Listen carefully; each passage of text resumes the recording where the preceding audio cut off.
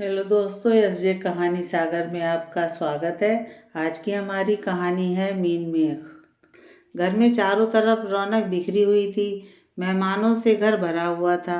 घर में सोमेश जी और सीमा जी के इकलौते बेटे राहुल की शादी जो थी। सोमेश जी एक सरकारी नौकरी में अच्छे पद पर नियुक्त थे। सीमा जी एक सभ्यन परिवार की बहुत ही समझदार महिला थीं, जो हर काम को बहुत ही अनुशासित ढंग से करती थीं।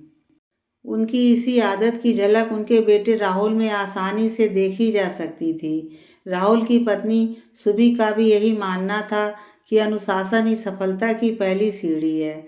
धीरे धीरे शादी की सारी रीति रिवाजें खत्म हुई। मेहमानों से भरा हुआ घर धीरे धीरे खाली होने लगा।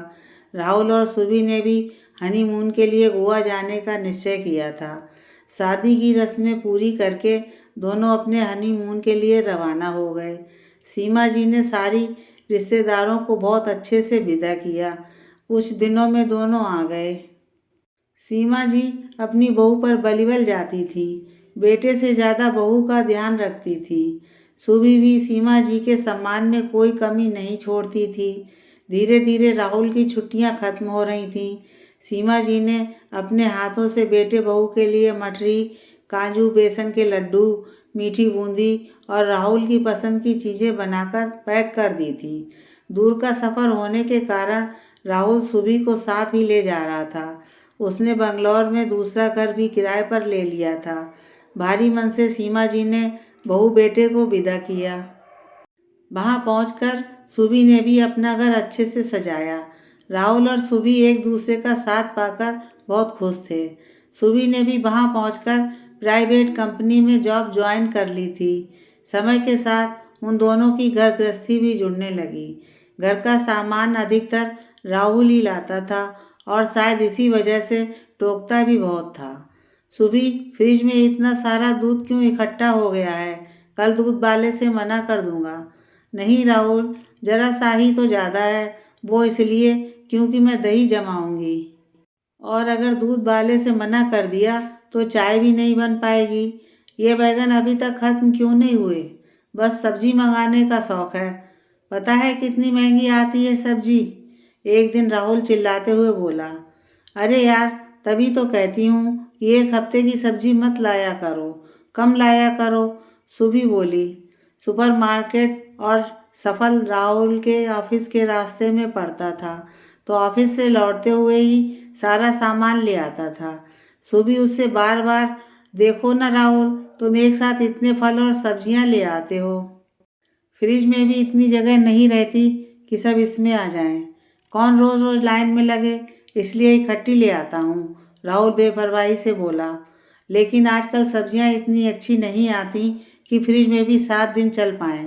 सुबह राहुल को समझाते हुए बोली, पर राहुल नहीं सुनता था। कई बार तो सुबह खाना ना खाकर फल ही खाती थी, जिससे वो खराब होने से पहले ही खत्म हो जाए। एक बार सुबह के ऑफिस में बहुत ज़्यादा काम आ गया। वो ऑफिस में व्यस्त रहने लगी। राहुल ने घर आकर रसोई की सेल पर भरे हुए सेब और मौसमी की टोकरी रखी देखी।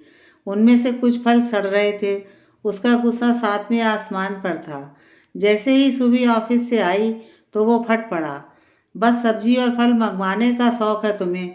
देखो कितने फल टोकरी में सड़ रहे हैं। फ्री के आ रहे हैं क्या? पैसे कोई पेड़ पर नहीं उगते, राहुल बोला। वही काम के कारण सिर दर्द हो रहा था सुबह को।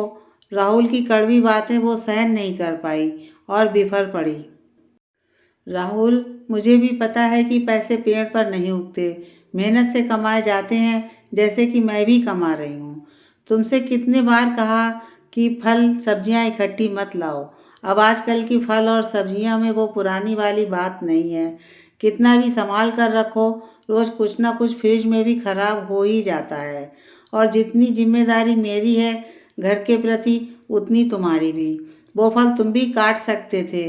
अगर तुम घर को पूरी तरह से नहीं संभाल सकते तो मेरे घर संभालने पर क्यों मीन मेख निकालते हो?